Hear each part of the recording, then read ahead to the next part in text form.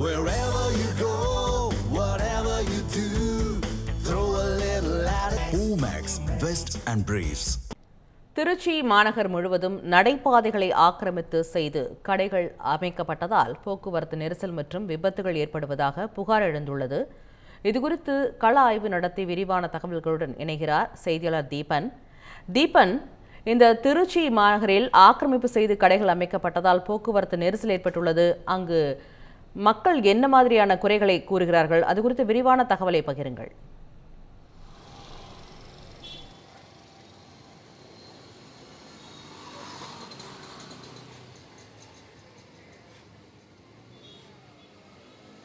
வணக்கம் பராசக்தி. திருச்சி மாநகரை பொறுத்தவரை பல்வேறு இடங்களில் நடைபாதைகள் அமைக்கும் பணியை மாநகராட்சி கடந்த 2 ஆண்டுகளாக மேற்கொண்டு வருகிறார்கள். அதேபோன்று குறிப்பாக சில பகுதிகளில் முழுமையாக அந்த பணிகள் முடிக்கப்பட்டது. ஆனால் அந்த நடைபாதையை மக்கள் பயன்படுத்தாத சூழ்நிலை தான் திருச்சி மாநகரை பொறுத்த வரைக்கும் நடைபெற்று வருது. குறிப்பாக திருச்சி மாநகர் இருக்கக்கூடிய சத்திரம் பேருந்து நிலையமாக இருக்கட்டும், அது இருக்கக்கூடிய கடைவீதிகள் பகுதி, இபி ரோடு சாலை என்று சொல்லக்கூடிய பகுதி, காந்தி மார்க்கெட் பகுதி, கே நகர் மற்றும் உறையூர், கல்நாயக்கன் தெரு உள்ளிட்ட பல்வேறு பகுதிகளில் சாக்கடை பணிகளும் நடைபாதையில் அமைக்கும் பணிகளும் கடந்த 2 ஆண்டுகளாக முழு வீச்சில் மாநகராட்சி அதிகாரிகள் ஊழியர்கள் பணியில் ஈடுபட்டு வருகிறார்கள்.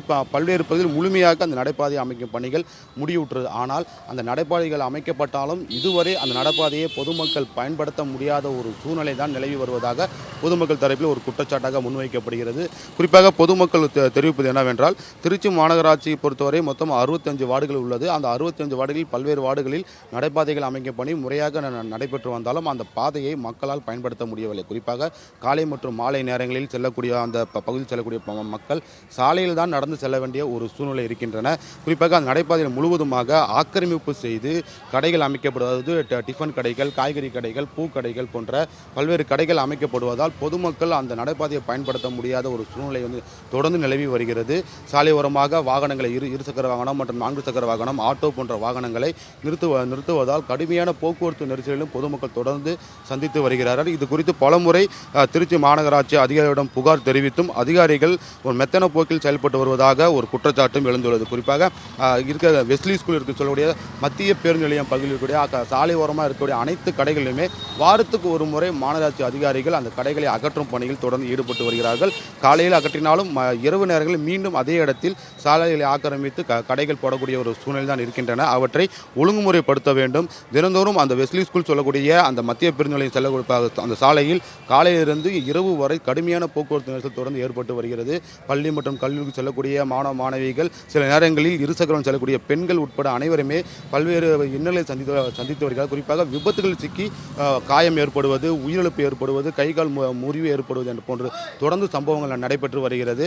ஆக இவற்றை முறைப்படுத்த வேண்டும் என பொதுமக்கள் தரப்பில் கோரிக்கை வைக்கப்படுகிறது. குறிப்பாக நம்ம பார்த்து கொண்டு இருக்கக்கூடிய ஒரு பகுதி உறையில் இருக்கக்கூடிய பஞ்சவர்ண சாமி திருக்கோயிலுக்கு செல்லக்கூடிய அந்த சாலையில் கடந்த பல ஆண்டுகளாக சாலைகளை ஆக்கிரமிப்பு செய்தும் நடைபாதைகளை ஆக்கிரமிப்பு செய்தும் கடைகள் அமைக்கப்பட்டுள்ளது. அந்த காட்சியை நம்மால் பார்க்க முடியும்.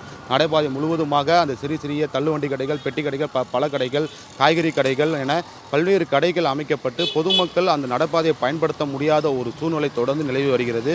குறிப்பாக இந்த பகுதி எப்போதுமே ஒரு பரபரப்பாக இயங்கக்கூடிய பகுதி. இந்த பஞ்சவர்ண சாமி திருக்கோயில் என்பது மிகவும் பிரசித்தி பெற்ற ஒரு தலமாக அந்த உறையூர் பகுதியில் பார்க்கப்பட்டு வருகிறது. தினந்தோறும் ஆயிரக்கணக்கான மக்கள் இந்த கோயிலுக்கு வருகை தருகிறார்கள். இந்த கோயிலுக்கு வருகை போன்று தினந்தோறும் கடுமையான ஒரு போக்குவரத்து நெரிசல் சிக்கி தவிர்ப்பதாகவும் தினமும் ஒரு விபத்து நடைபெற்று வருவதாகவும் ஒரு புகார்கள் எழுந்துள்ளது. ஆகையால் உடனடியாக அந்த நடைபாதையில் அமைக்கப்பட்டுள்ள கடைகளை அகற்ற வேண்டும், அவற்றை முறைப்படுத்த வேண்டும், சட்டத்தை கடுமையாக ஆக்க வேண்டும். அதேபோன்று கடைகள் அமைப்பதை யாரும் பொதுமக்கள் எதிர்ப்பு தெரிவிக்கவில்லை. ஆனால் கடைகள் அமைப்பதற்கு முன்பாக அந்த கடைக்கு முன்பு இருசக்கர வாகனங்களோ அல்லது 4 சக்கர வாகனங்களோ நிறுத்துவதற்கான வழிவகையை இருக்கிறதா, இடம் இருக்கிறதா என்பதை ஆய்வு செய்து அந்த கடை அமைப்பதற்கான அனுமதியை மாநகராட்சியும் மாவட்ட நிர்வாகம் கொடுக்க வேண்டும். சாலை ஓரங்களில் இருசக்கர வாகனம் மற்றும் 4 சக்கர வாகனம் நிறுத்தப்படுவதால் போக்குவரத்து நெரிசலிலும் விபத்துகளையும் பொதுமக்கள் தினந்தோறும் சந்தித்து வருகிறார்கள், சிக்கி தவிக்கிறார்கள். பலமுறை கோரிக்கை வைத்தும் மாவட்ட நிர்வாகம் இதுவரை எந்தவிதமான நடவடிக்கையும் எடுக்கப்படவில்லை எனவும் ஒரு பெரிய குற்றச்சாட்டு எழுந்துள்ளது. ஆகையால் இந்த நடைபாதையை மக்கள் பயன்படுத்த தான் இந்த நடைபாதை என்பது அமைக்கப்படுகிறது. விபத்துகள் தடுப்பதற்காகவும் போக்குவரத்து நெரிசலை குறைப்பதற்காகவும் தான் இந்த நடைபாதை அமைக்கப்படுது. ஆனால் நடைபாதைகள் பல லட்சம் கோடிகள் மதிப்பீட்டு நடைபாதை அமைக்கப்பட்டாலும் அது பயன்படுத்த முடியாத சூழ்நிலை தான் திருச்சி மாநகராட்சி இருக்கக்கூடிய 65 வார்டுகளையும் பொதுமக்கள் சந்தித்து வருகிறார்கள். உடனடியாக இதுக்கு மாநகராட்சி நடவடிக்கை எடுக்க வேண்டும், மாவட்ட நிர்வாகம் நடவடிக்கை எடுக்க வேண்டும்.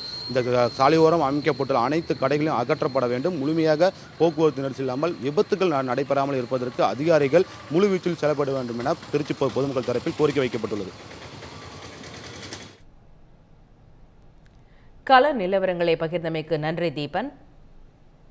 இந்த மாதிரி யூஸ்ஃபுல்லான இன்ஃபர்மேஷன்ஸை தெரிஞ்சுக்க தமிழ் ஜனம் சேனலை சப்ஸ்கிரைப் பண்ணுங்க.